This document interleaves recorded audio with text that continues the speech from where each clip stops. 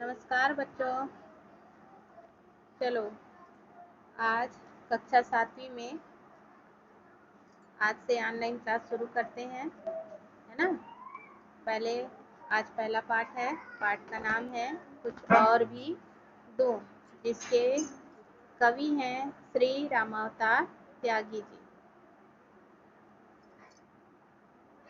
माँ शब्द तो आप सभी जानते ही होंगे। किसको कहते हैं? हमारे जन्म देने वाली, जन्म तो देती है हमको, उनको हम क्या कहते हैं? माँ। और माँ का लगाव बच्चों से और बच्चों का लगाव माँ से विशेष होता है। तो जिस प्रकार माँ अपने बच्चों की देखभाल करती है, बच्चों का भी उत्तरदायित्व बनता है कि माँ के प्रति उसी प्रकार से जुड़े रहें, माँ की देखभाल करते रहें। ठीक वही भाव यहाँ श्री रामावतार त्यागी जी का है। जहाँ हम जन्म लेते हैं, जिस धरती पर हम खेलते हैं, खेल कूद कर बड़े होते हैं, रहते हैं, वहाँ का अनाज खाते हैं, उस माँ के प्रति भी हमारा कुछ दायित्व बनता है। उसी राष्ट्र माता के प्रति अपने उत्तरदायित्व को प्रकट करते हुए श्री रामावतार त्यागी अपना सर्वस्व न्यौछावर करने के बाद भी कुछ और भी देना चाहते हैं। इसी भाव को इस कविता के माध्यम से वो सभी बच्चों के मन में भरना चाहते हैं। आप सबको इस कुछ और भी दूं जो शीर्षक है उसके बारे में समझ में तो आया ही होगा, है ना, कि हमारे पास जितना है उसके अलावा जितना हम दे चुके हैं, सर्वस्व दान कर चुके हैं, उसके बाद भी अगर कुछ होता तो वो और भी कुछ देना चाहते थे अपनी इस धरती माता को। मन समर्पित, तन समर्पित और यह जीवन समर्पित, चाहता हूँ देश की धरती तुझे कुछ और भी दूं। श्री रामावतार त्यागी जी कहते हैं कि मेरा तन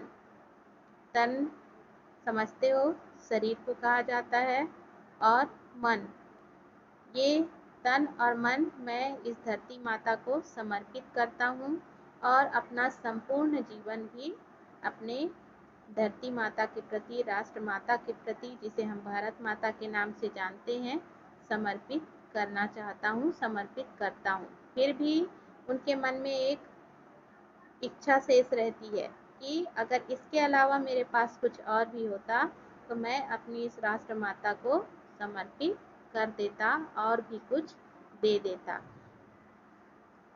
उनका कहना है कि माँ तुम्हारा ऋण बहुत है, मैं अकिंचन, मैं एक तुच्छ प्राणी हूँ, तुम्हारे सामने मेरा कोई भी मोल नहीं है, कुछ भी महत्व नहीं है मेरा, लेकिन फिर भी मैं मुझ पर तुम्हारा ऋण बहुत ज़्यादा है, और मैं इतना तुच्छ होते हुए भी इतना साहस कर रहा हूँ, एक निवेदन कर रहा हूँ, किंतु इतना कर रहा फिर भी एक निवेदन करता हूँ, और उस निवेदन को चाहता हूँ कि आप स्वीकार कर लो। जब भी राष्ट्र को मेरी ज़रूरत हो तो मैं अपने भाल को, मस्तक को थाल में सजा कर लाऊं। इसका अर्थ ये है कि उस समय मैं अपने आप को न्यौछावर करने से भी ना डरूं, और जब मैं अपने आप को बलिदान करूं, न्यौछावर करूं, तो आप दया करके मेरे इस समर्पण को स्वीकार कर लेना। हे राष्ट्र माता, गान अर्पित, प्राण अर्पित, रक्त का कण कण समर्पित। मेरा गीत, क्योंकि मैं कवि हूँ, गीत लिखता हूँ, कविता लिखता हूँ, तो उनका कहना है, कवि का कहना है कि मेरा ये गीत और मेरा यह प्राण और रक्त का कण कण, अपने शरीर का एक एक बूंद रक्त, खून भी मैं आपको समर्पित करता हूँ। फिर भी राष्ट्र माता, मैं चाहता हूँ कि अगर मेरे पास इनके अलावा कुछ और भी चीज़ होता तो मैं आपको समर्पित कर देता।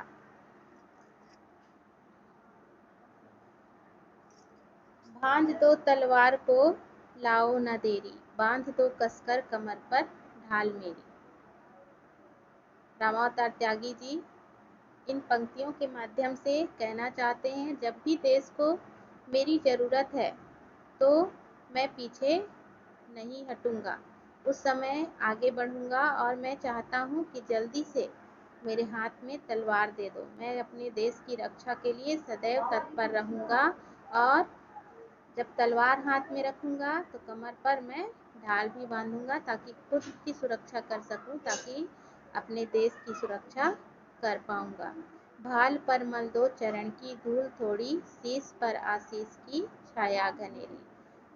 जब भी हम विजय के लिए जाते हैं तो विजय तिलक करके जाते हैं। तो त्यागी जी का कहना है कि मैं जब अपने आप को समर्पित करने जा रहा हूँ तो मेरे मस्तक पर इस धरती माता के चरणों की थोड़ी सी धूल विजय तिलक के रूप में लगा दो और मुझे अपने भारत माता की, राष्ट्र माता की, धरती माता की आशीष मिल जाए, उनका हाथ मिल जाए, आशीर्वाद मिल जाए, जिससे मैं विजय पथ पर आगे बढ़ सकूं। स्वप्न अर्पित, प्रश्न अर्पित, आयु का क्षण क्षण समर्पित। मैंने अपने पूरे जीवन का स्वप्न, हर किसी का स्वप्न होता है आगे बढ़ने का। कवि का कहना है मैं आगे तभी बढ़ पाऊंगा जब मैं अपने देश की रक्षा करूंगा। सबके मन में एक प्रश्न होता है किसी न किसी प्रकार का कि क्या करेंगे तो कैसा होगा, लेकिन कवि का कहना है कि मेरा हर स्वप्न, मेरा हर प्रश्न और मेरी उम्र का हर एक पल मैं इस राष्ट्र माता को समर्पित करता हूँ। फिर भी चाहता हूँ कि अगर इसके अलावा मेरे पास कुछ भी होता, कुछ और भी होता तो मैं राष्ट्र माता को समर्पित कर देता।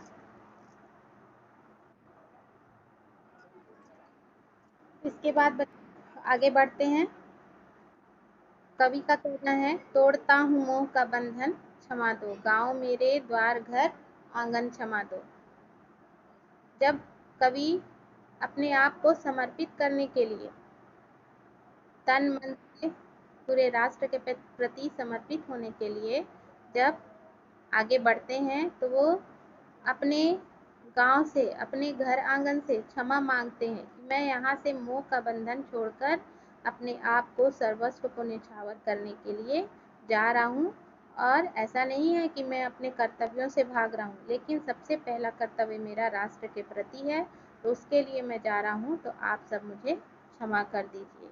आज सीधे हाथ में तलवार दे दो और बाएं हाथ में ध्वज को थमा दो। कवि का कहना है कि मैं सीधे हाथ में तलवार लेकर चलूँगा और बाएं हाथ में ध्वज को लेकर चलूँगा और अपने राष्ट्र की रक्षा कर पाऊँगा। ये सुमन लो, यह चमन लो, नीड़ का तृण तृण समर्पित, चाहता हूँ देश की धरती तुझे कुछ और भी दूँ। मैंने अपना पूरा संसार, अपने नीड़ का, अपने घर का एक एक कण, अपना चमन, अपना सुमन पुष्प, अपना परिवार, सब चीज़ समर्पित कर दिया, फिर भी चाहता हूँ देश की धरती तुझे कुछ और भी दूँ। ठीक है बच्चों, आशा है आप लोगों को पाठ का अर्थ समझ में आ गया होगा। इसके आगे का अभ्यास, चाहे वो पाठ से संबंधित हो, व्याकरण से संबंधित हो, उसको आगे के वीडियो में फिर से भेजा जाएगा।